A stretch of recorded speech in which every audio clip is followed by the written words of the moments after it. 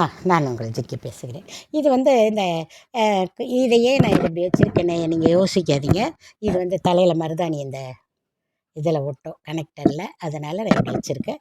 அது மாரி ஒரு கான்ஃபிடென்ட் லெவல நமக்கு கம்மி பண்ணும். அதனால நம்ம மற்றவங்களை பிள்ளைகளை தொல்ல பண்ணாம, வீட்ல இருப்பவங்கள தொல்ல பண்ணாம, நம்ம பிள்ளைங்கள அனுசரிச்சு போகலையே! வரும் மருமகள்கள்லாம் எப்படி அனுசரிப்பாங்க? யோசிச்சு பாருங்க. எல்லாருக்கும் கஷ்டம் கஷ்டங்கிறது எல்லாருக்கும் ஒண்ணு தான். நம்ம அத தழுவியே அவங்கள முடிஞ்ச வரைக்கும் நான்லாம் எங்க வீட்லலாம் நான் என்ன சொல்லி வச்சிருக்கேன்னா, என் நினைவு இருக்கிற வரைக்கும் நான் என்ன பார்த்துக்குவேன்.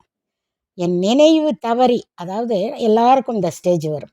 நம்மளுடைய கான்ஃபிடென்ட் லெவல் கம்மியாகும். கடவுள் அதுவரைக்கும் என்னெல்லாம் வச்சிருக்க வேணான்னு தான் நான் வேண்டுறேன். இது நம்ம கையில இல்ல. அந்த லெவல் வரும்போது, வர்ற வரைக்கும் நான் என்ன பார்த்துக்குவேன். அது வந்ததுக்கப்புறம் மரியாதை கம்மி இல்லாமல் என்னை பார்த்துக்கங்க அப்படின்னு தான் என்னுடைய மருமகள் முதற்கொண்டு சொல்லியிருக்கேன். என் வீட்ல இருக்கிறவங்க எல்லார்கிட்டயும் அதுதான் சொல்லியிருக்கேன். ஆனால் நாமும் நம்ம உடம்பில் உணர்வும், நினைவும் இருக்கிற வரைக்கும், "ஐயோ! எனக்கு முடியல. ஐய்யய்யோ! எனக்கு முடியலன்னு" படுத்துக்க கூடாது.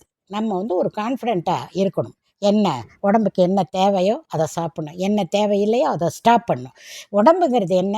நம்ம பாருங்க ஒரு சட்டுன்னு ஒரு 50 வயசுக்கு மேல உருளைக்கிழங்கு, துவரம்பருப்பு, கொத்தவரங்காய், வாழைக்காய் இதெல்லாம் சேர்த்தா என்ன ஆகும்னா, வாய்வு, பச்சரிசி இதெல்லாம் என்ன பண்ணும்னா, வாய்வ உண்டு பண்ணும். உடம்புல வலி எதனால வர்றது?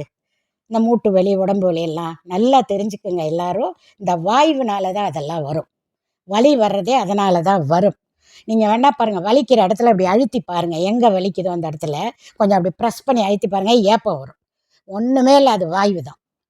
அப்போ நம்ம என்ன பண்ணணும்னா, அந்த ஐட்டம் எல்லாம் சால்வ் பண்ணிடணும். தள்ளி விட்டுறணும். அது வேண்டான்னு. உங்களுக்கு தெரியுமா, இப்ப நான் சொன்ன ஐட்டம்லாம் கிட்டத்தட்ட நான் சாப்பிட்டு 20 வருஷத்துக்கு மேல ஆகுது. சாப்பிட மாட்டேன். எனக்கு இதனாலன்னு தெரிஞ்சிச்சு. நான் கட் பண்ணிட்டேன். எனக்கு யாரும் சொல்லல. ஆனா உங்களுக்கு சொல்ல நான் இருக்கேன். அதனால அத யூஸ் பண்ணிக்கங்க நீங்க. சரியா? என்னன்னு கேட்டா, நம்ம உடம்ப நம்ம காத்துக்கணும். இதெல்லாம் தாண்டி இன்னொரு விஷயம் இருக்கு. அதை அடுத்த வீடியோல உங்களுக்கு நான் சொல்றேன்.